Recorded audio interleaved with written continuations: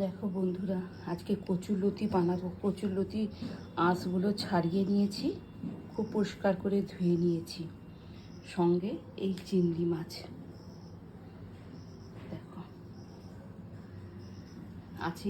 এইটা কি, কচুরলতিটা কি দিয়ে বানাবো এটা দেখো। চিংড়ি মাছ, এই ধনে পাতা, পেঁয়াজ ছাড়িয়ে ধুয়ে রেখেছি, গোটা কাঁচা লঙ্কা রেখেছি, আর এই নারকোল।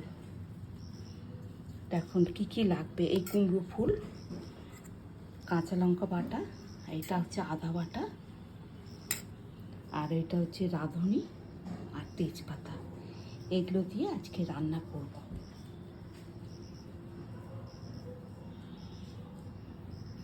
মশলা কি লাগবে এগুলোকে, চিংড়ি মাছ মানে এটা দিয়ে রান্না করব আর কি, দেখে না।